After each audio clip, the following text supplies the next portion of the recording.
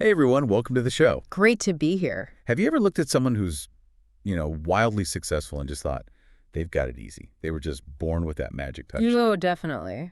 It's a common feeling, right? That some people just have it. What if that feeling, that whole assumption that talent is the golden ticket is actually selling yourself short? What if the real power lies in something, well, something far more accessible to all of us? That feeling of innate talent being the only thing that matters. It's everywhere, isn't it? Yeah. We see the final result, the effortless performance, and we kind of forget everything that went into it beforehand. Right. But underneath all that, there's usually the story of just relentless dedication and unwavering focus. Well, get ready to have those assumptions challenged. This deep dive is your backstage pass to the psychology of achievement, and trust me, the view is pretty surprising. We're dissecting the core ideas from a really captivating nonfiction book. It's completely reshaped how I think about what really separates those who reach their goals from those who don't. And if you're ready to unlock those hidden drivers of success, the things that really make the difference when things get tough, Yeah, then make sure you hit that like and subscribe button. We've got plenty more of these in-depth explorations coming your way, all designed to give you a fresh perspective. absolutely. Today we're plunging into Grit, The Power of Passion and Perseverance by Angela Duckworth. Great book. It really is. You can find a link to grab a copy on Amazon right there in the description below. And look, this isn't your typical feel-good self-help guide. No, it's got real research behind it. Exactly. Duckworth, she's a psychologist, and she dives deep into rigorous research to show that it's not just about how smart or talented you are. Right. It's about how consistently and passionately you pursue your long-term goals. Get ready for some serious aha moments about what truly sets high achievers apart. Our mission today is pretty straightforward, really. We want to extract the most crucial insights from Duckworth's work on talent versus what she calls grit. Right, grit. And her research, it spans this fascinating range of high-stakes environments. We're talking the intense pressure cooker of West Point's training, Wow. the national spelling bee, all that pressure. Oh, yeah. Salespeople facing constant rejection, even the extreme demands on Green Berets. So a huge range. A huge range. And our goal is to basically distill these findings into actionable knowledge, stuff you can actually use for your own ambitions. Okay, let's dive right in then. One of the things that really grabbed me early on was Duckworth's own personal story. Kind of kicks off the book. She talks about her father having a pretty direct opinion about her intellectual gifts or maybe lack thereof. What was that about? Yeah, it's quite a story. Her father pretty bluntly told her she wasn't a genius. Ouch. Yeah, I mean, for a lot of people, that can be really discouraging, right? Totally. But Duckworth's reaction was, well, it was pivotal. Instead of just accepting that label, she made a conscious decision. Which was? She decided she would be the grittiest person she knew. Okay. So it wasn't about proving him wrong on the talent front. Exactly. It wasn't about innate talent at all. It was about embracing the power of sheer determination. And this personal drive, this ambition, it really became the seed for all her groundbreaking research on what she calls grit. So let's define that. In her own words, what exactly is grit? Duckworth defines grit as this really potent blend of passion and perseverance specifically applied to long-term goals. Okay. It's not about those short, intense bursts of effort we sometimes manage. It's about sustained commitment, that unwavering dedication to something that really matters to you, even when you hit those inevitable roadblocks and setbacks. And one of the most compelling pieces of evidence she uses early on comes from her work with cadets at West Point. You got to paint a picture of that environment. What's Beast Barracks? Right, West Point. It's famous for its incredibly rigorous standards, both academic and physical. Beast Barracks is basically the initial summer training for new cadets. Okay. And it's intentionally designed to be just brutally demanding, pushing them to their absolute limits, mentally and physically. A significant chunk of cadets actually don't make it through this initial trial by fire. Wow. Now, West Point has this super selective admissions process, right? They're looking for the absolute best. What kinds of things do they look at? Oh, absolutely. They use this comprehensive metric called the whole candidate score. Think of it like trying to get a 360-degree view of an applicant. Gotcha. They look at SAT or ACT scores, high school rank, leadership potential evaluations, physical fitness tests. Basically, on paper, these are individuals who look like they have all the ingredients for success. Okay, so here's where it gets really interesting. What did Duckworth find when she looked at how these whole candidate scores actually correlated with who persevered through beast barracks? Hmm. This is the kicker. In a really surprising finding, she discovered virtually no correlation between that whole candidate score and who successfully completed beast barracks. Seriously? None. Pretty much none. Let that sink in. All those carefully measured indicators of talent and potential, Yeah. they didn't predict who had the sheer willpower to stick it out through that incredibly tough initial phase. Wow. Okay, so what did predict it? What about the grit scores? How did she measure that? So Duckworth developed this grit scale, right? It's a questionnaire designed to assess someone's level of passion and perseverance for long-term goals. Okay. And what she found was, first, these grit scores were totally separate from the whole candidate scores, like no relationship. Independent factors. Completely independent. And second, crucially, the grit scores emerged as a significant predictor of who would actually make it through beast barracks. So the takeaway for you listening is, don't let a perceived lack of, initial talent stop you from tackling something tough. Duckworth's research really suggests your willingness to just stick with it, your grit, might be a way more powerful predictor of getting through that initial hurdle. Yeah. But the story doesn't end there, right? What about the cadets who did make it through beast? Exactly. That's the next fascinating layer. Among those cadets who showed that initial grit and actually completed beast barracks, then the whole candidate score did become a good predictor. It predicted their later performance at West Point, their grades, their military evaluations, their physical fitness rankings. So it's like talent matters, but only if you have the grit to get past the initial challenges first. That's a great way to put it. Initial talent might predict later success, but only if you have the grit to survive the tough stuff up front. So grit, not the initial measured talent, seems key for overcoming that first huge obstacle. But Duckworth didn't just stop at West Point, did she? She wanted to see if this held true elsewhere. Right. She took her research into completely different, demanding fields. She went into the world of sales, specifically looking at salespeople at a vacation timeshare company. Okay, that sounds challenging. Lots of rejection, I imagine. That's exactly. It's a profession notorious for high rates of rejection. It could be incredibly draining, and a lot of people quit pretty quickly. So what did she find there?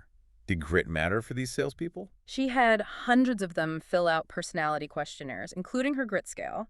Then she followed up 6 months later, and a huge number, over half, had already left the company. But the key finding, the salespeople who scored higher on the grit scale were far more likely to still be there after those 6 tough months. Wow, more likely than other factors. Yeah, grit actually turned out to be a better predictor of job retention than other personality traits you might think are important for sales, like extroversion or even emotional stability. That's powerful. It shows grit isn't just about physical endurance like at West Point. It's about handling the emotional grind, the constant setbacks. Precisely. And she also briefly mentions doing work with another incredibly resilient group, the Green Berets. Right, the U.S. Army Special Operations Forces. Exactly. Their selection process is famously grueling, even after extensive military training. While she doesn't detail the data in the parts we're looking at, the implication is clear. That grit is probably essential there, too. You have to assume it plays a huge role in getting through that kind of extreme mental and physical test. Okay, so these big studies give us the broad picture. But sometimes, a single story really brings it home. Duckworth talks about one of her 7th grade math students, David. What was his deal initially? Right, David. Initially, he was one of those kids who just seemed to struggle with math concepts compared to his classmates. We all knew kids like that. Or maybe we were kids like that. Exactly. And he was actually labeled as not ready for the advanced math classes. It looked like he just didn't have that initial, spark of aptitude that some others seem to have so effortlessly. But David's story takes a really inspiring turn, doesn't it? What happened later on? It's an amazing transformation, really. Even when he did get into a more advanced class, he still struggled. He got a B in geometry, even failed his first test in the next class. Got a D. Oof, that could easily make someone give up on math. It could have.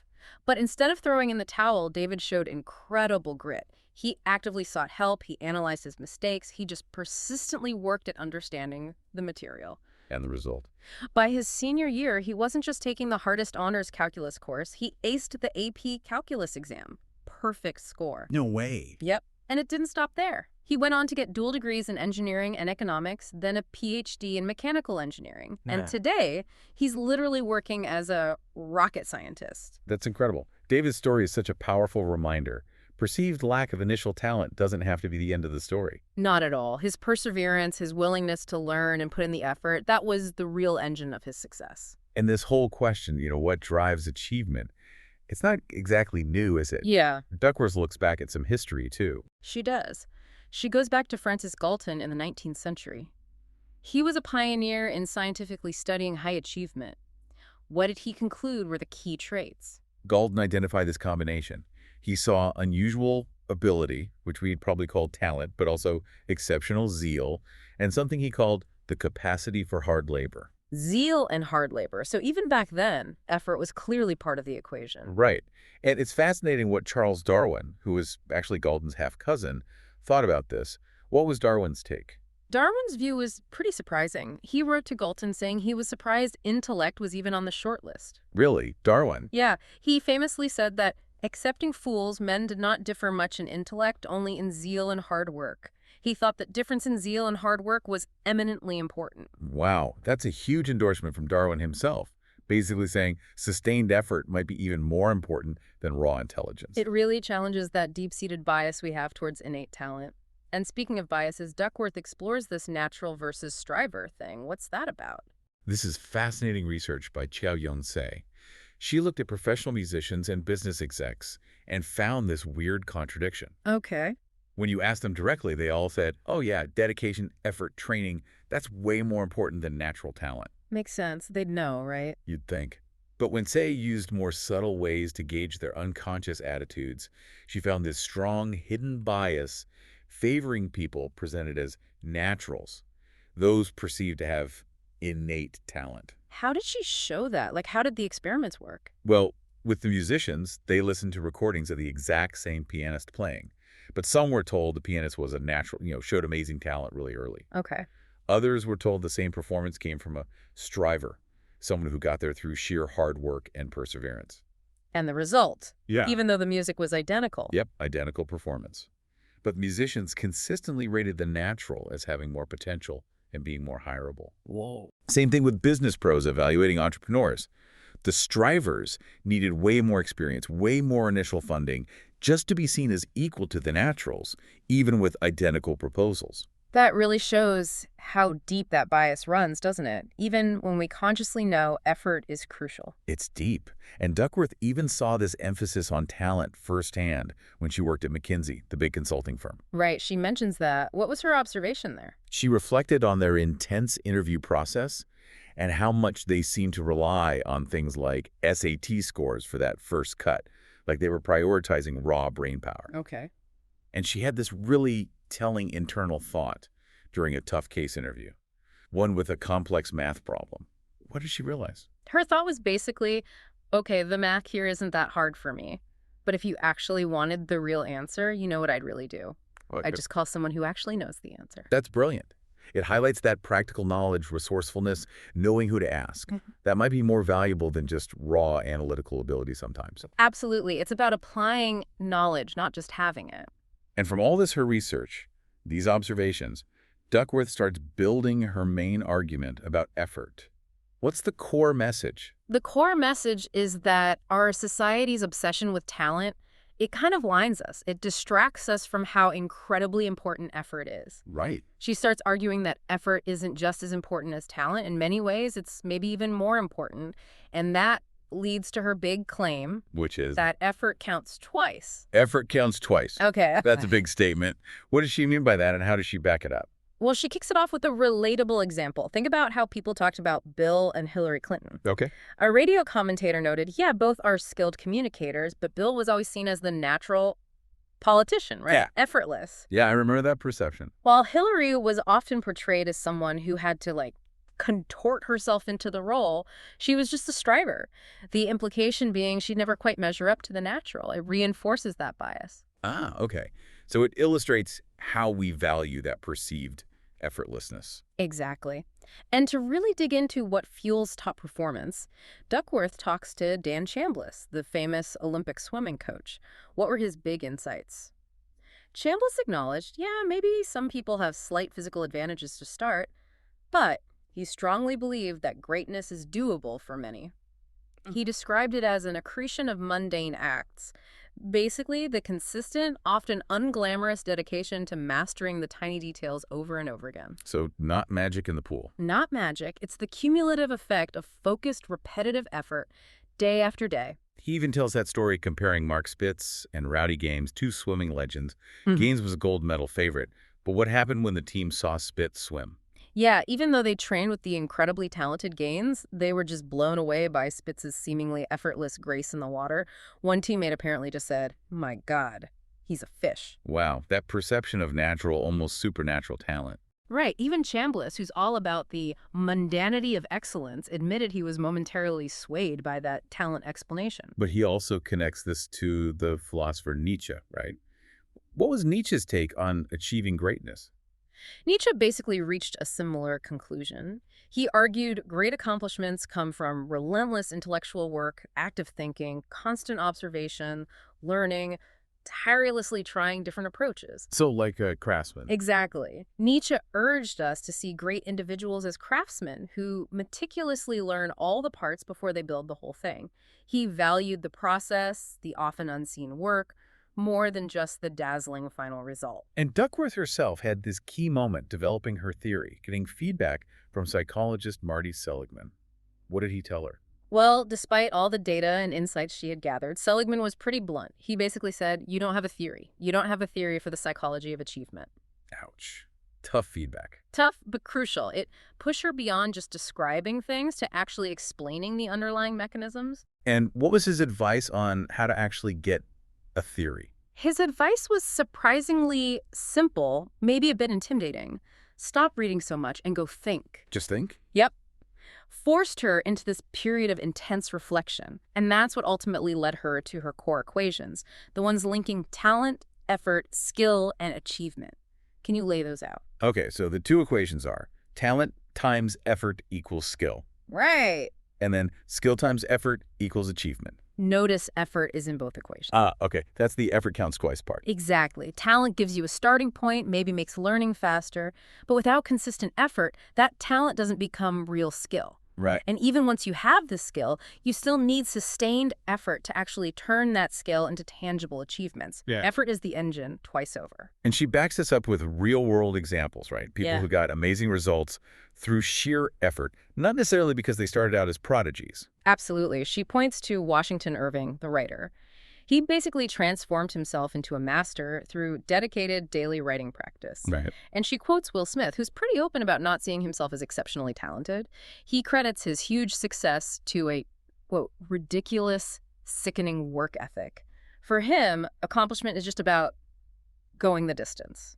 And she uses that treadmill analogy too, right? Yeah. Comparing staying on it versus eagerly getting back on tomorrow. What's the difference? Right. Staying on the treadmill, that's commitment. Sticking with your goals even when it's boring or hard. Got it. But eagerly stepping back on that treadmill the next day, ready for more work, that, for Duckworth, embodies true grit. It's that resilience, that consistent return to effort even after setbacks that really makes the difference. Because if you give up entirely, effort drops to zero. And then achievement drops to zero too. Exactly. Yeah. Game over. Okay, so we've established grit. This mix of passion and perseverance is incredibly important. But Duckworth actually breaks grit down into those two parts. What does she mean by passion here? How is it different from perseverance? So she defines grit as working on something you care about so much that you're willing to stay loyal to it, like staying in love with it. Okay. And her grit scale measures both passion and perseverance separately. Interestingly, people often score higher on perseverance than passion. They're related, but distinct. So what is passion in the grit sense? The key thing is, it's not about fleeting, intense emotion. It's not like falling head over heels for something new every week. Right. In the context of grit, passion means a consistent, enduring interest over a long time, a sustained commitment to a particular field, or a big, overarching goal. And she uses Jeffrey Gettleman, the New York Times journalist, as an example of this long-term passion. Exactly. Gettleman, the Pulitzer Prize-winning East Africa bureau chief, his journey was like a decade-long, step-by-step process. He started writing for his student newspaper, then did internships at small papers, gradually worked his way up through bigger outlets, Until finally, years later, he landed his dream job covering East Africa for the Times. Wow. So it wasn't overnight. Not at all. He faced tons of obstacles, rejections, even danger situations. But his consistent effort, driven by that deep, enduring passion for international journalism, kept him moving towards his ultimate concern. Ultimate concern. That's a key concept. Duckworth talks about a goal hierarchy to explain how passion and perseverance connect. Can you break that down? Yeah, the goal hierarchy. Imagine a pyramid. Yeah. At the very top is your single overarching top-level goal. That's your ultimate concern. It's like your personal North Star, giving meaning and direction to everything underneath it. Okay. So for Gettleman, maybe it was be an impactful international journalist. All his internships, his early jobs, those were the mid-level and low-level goals supporting that big one. She also uses Tom Seaver, the baseball pitcher. Right. The Hall of Fame pitcher Tom Seaver. His top-level goal was incredibly simple. Pitch the best I possibly can day after day, year after year. And that single focus shaped everything else, his training, his preparation, all the smaller goals. And she says a lack of grit often isn't about lacking a big dream, but lacking the supporting goals, the plan. Exactly. People might have a top-level goal, but no clear mid-level or low-level goals, no concrete steps to actually get there. But she also makes a crucial point.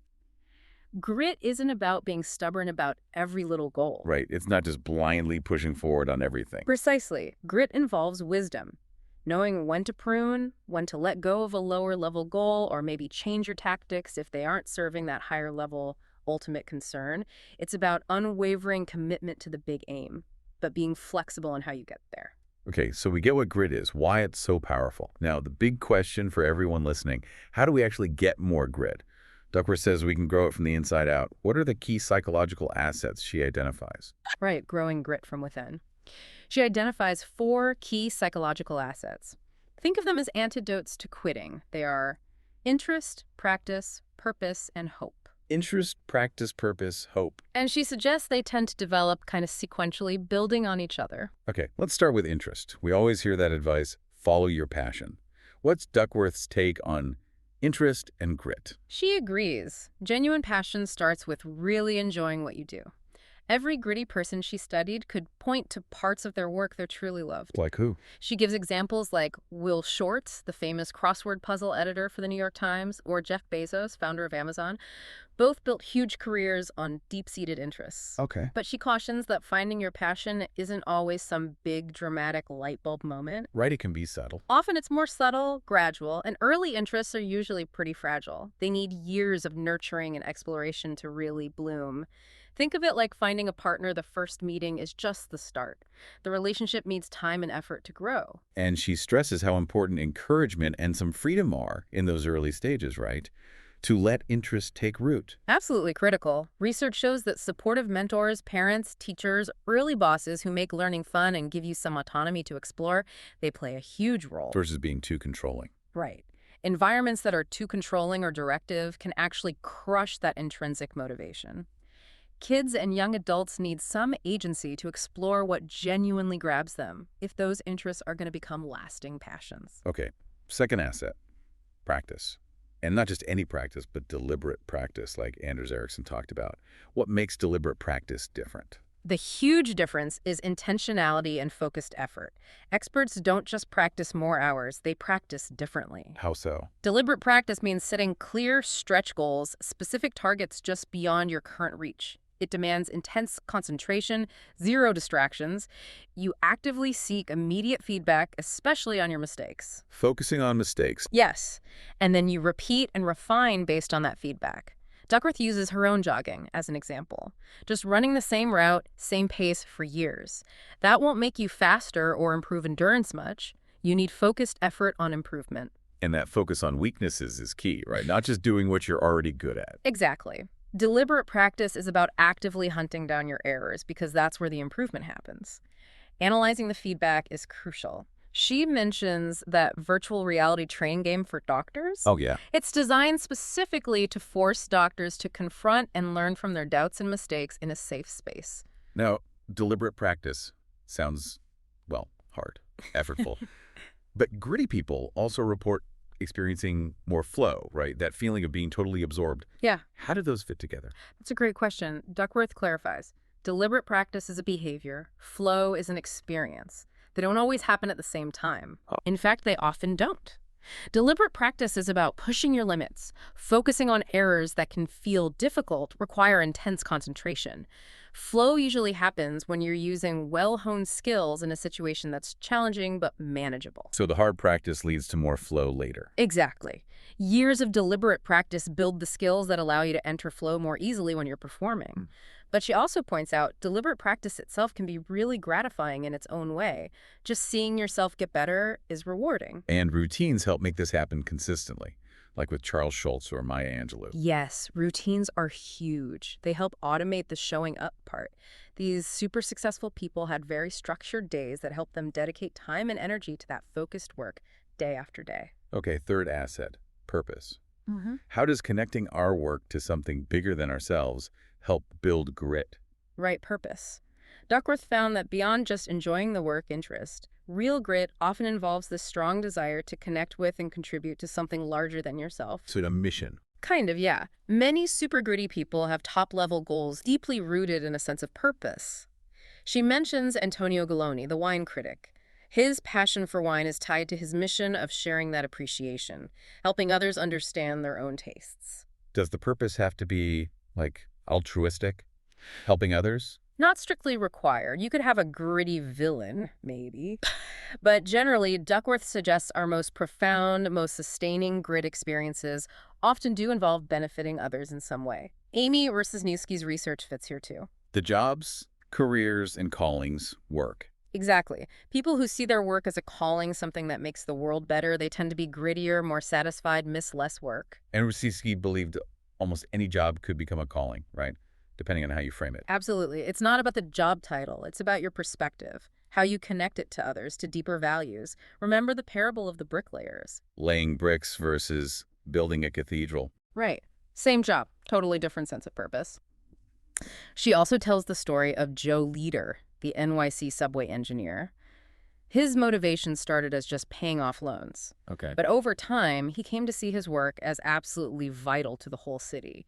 That shift gave him a powerful sense of purpose. And finding that purpose can be a journey itself, like with Michael Bain. Yes, it took him years. He was interested in mindfulness, but it took time to integrate that interest with a clear purpose of using it to help others' well-being. When those clicked, he found his calling. Duckworth also saw this with the Summer Bridge program. The shared purpose of helping the kids fueled their perseverance. Okay, the final asset, hope. How does this rising to the occasion kind of perseverance fit in? Hope is absolutely crucial, really, at every stage. It's the belief that you can improve, you can ultimately succeed, even when things get really tough. Like that Japanese proverb. Fall 7, rise 8. Exactly. It Yeah. perfectly captures that hopeful resilience. Duckworth shares her own story of struggling in a hard neurobiology class. And getting a B. Yeah, and feeling immense pride in that hard-won B. It was proof she could persevere through difficulty.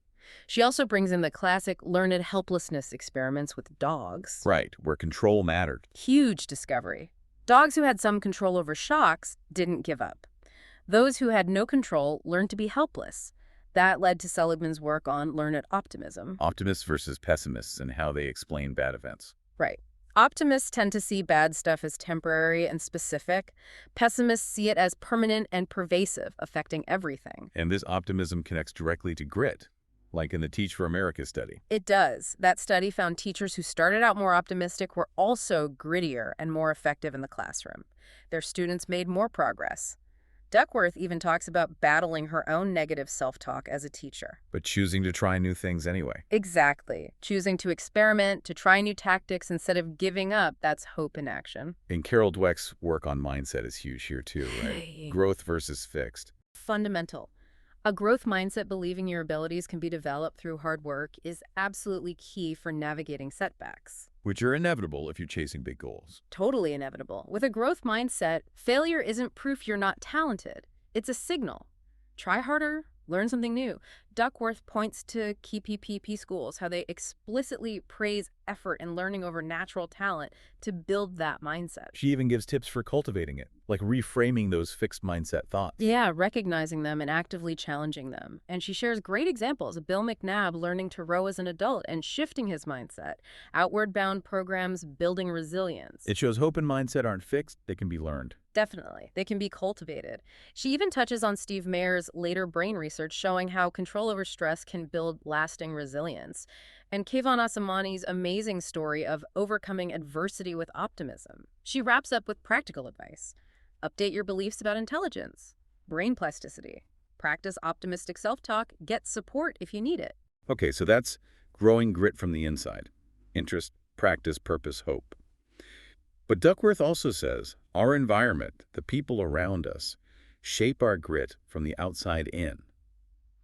What are those key external influences? Right, the outside influences. Huge impact from parents, coaches, teachers, bosses, mentors, even friends. She looks at that whole debate, strict versus more liberal parenting for fostering grit. Using examples like Steve Young and Francesca Martinez. Exactly. Steve Young's dad was super demanding, wouldn't let him quit, but it came from a place of wanting him to succeed. Francesca Martinez's parents were more encouraging of her pursuing her dreams, but still instilled a strong work ethic. So different styles, but maybe a common thread. What does Duckworth call it? She calls the pattern wise parenting. It's this effective blend of being supportive and warm and having high expectations, demanding effort. Nancy Darling's parenting assessment tool helps think about that balance. And wise parenting encourages kids to copy parents who model hard work. Yes, kids emulate parents who work hard and believe in long-term goals. Mentors beyond parents are huge, too, like Jürgen for Toby Littke. And then there's wise feedback. What makes feedback wise? Wise feedback gives you the critical stuff you need to hear, but delivers it with high expectations and a clear belief that you can reach those expectations. It's not just criticism. It's criticism paired with confidence in your potential. The Post-it note study she mentions shows how powerful that is. And doing hard things you actually like outside of school is important, too. That's so. Sports, music, clubs. Definitely. These extracurriculars offer that perfect mix of challenge and intrinsic motivation. They're great training grounds for grit because you want to be there, but you still have to persevere. And research backs this up. Better outcomes later. Consistently. Yeah. She talks about Willingham's follow-through rating, basically, sticking with a few activities purposefully and making real progress. And her own grid study showed that making multi-year commitments with achievement in high school strongly predicted sticking with college. She also mentions just needing a decent childhood as a foundation, support, and opportunities. Yeah, Jeff Canada's perspective. Having basic support is crucial. And she even includes that fascinating rat study by Eisenberger. Where working hard on one thing made them tougher on the next thing. Yeah, suggesting that overcoming challenges might build a more general capacity for grit that transfers. She uses ballet class as an example. It's a place to practice interests, deliberate practice, purpose, performing, and hope, dealing with setbacks all at once. Finally, she talks about the power of culture, like Pete Carroll with the Seahawks or Anson Dorrance with UNC Soccer. Culture is huge. It shapes our norms, our identities. Pete Carroll emphasizing great competitors who are resilient and always expect to succeed. Anson Dorrance deliberately building a gritty culture with core values. So being around gritty people makes you grittier. It's like conformity can be an easy way to get grit. The group's norms become your norms. Over time, the way we do things around here becomes the way I do things. Your identity shifts. You make decisions based on, what does someone like me do now? She gives examples like Tom Dyerline, the West Pointer and Ranger, defining himself by grit. Or Jamie Dimon at JP Morgan talking about fierce resolve. Exactly. And leaders set the tone. Caslin at West Point leading from the front. Dyerline recalling an instructor who believed in him during Ranger training, helping him push past his limits. Even Pete Carroll sees opponents as creating challenges that help the team become its best. Okay, so wrapping up, what are the main takeaways on how we can actually grow more grit, looking both inward and outward? Okay, so 2 main paths. Inside out. Actively find and develop your interests, commit to that tough but rewarding deliberate practice, connect your work to a meaningful purpose beyond just yourself, and learn to cultivate hope and a growth mindset, especially when you fail. Right. And outside in. Surround yourself with the right people, supportive but demanding wise influences like good parents or mentors. And immerse yourself in cultures, groups, or environments that genuinely value and reward perseverance and learning from mistakes. And she adds that important caveat at the end. Grit isn't about stubbornly finishing everything you start. Crucial point. It's about holding fast to that top-level ultimate concern, that big goal, while being smart and flexible enough to adjust the smaller, lower-level goals along the way if needed. It's strategic perseverance. Exactly. And she offers some reassurance. An epidemic of grit isn't likely. Many people still struggle with commitment. And finally, remember, grit isn't everything. Character is complex. Self-control, relating to others, intellectual curiosity, they all matter too. Grit is part of performance character, those resume virtues. And she leaves us with that big question. Yeah, basically asking, is there anything as interesting as the psychology of achievement? Could there be anything more important? And she throws in that bit about Ta-Nehisi Coates viewing failure as crucial fuel, driven by curiosity, a good reminder that the path isn't smooth. And of course, she thanks all the researchers who contributed. Well, this has been an incredibly insightful deep dive into the power of grit.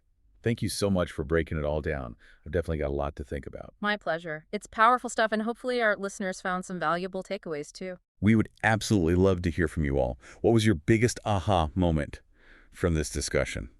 Or your key takeaway? Drop your thoughts in the comments below. Yeah, let us know. And if you found this deep dive valuable, please hit that like button and maybe share it with someone else who could benefit from understanding the real power behind passion and perseverance. So here's a final thought to chew on. Now that you've explored the science of grit, what's maybe one small, doable step you can take today to cultivate just a little more passion or a little more perseverance in an area of your life that truly matters to you? Great challenge. That's your challenge for the week. Until our next deep dive, keep exploring and keep striving.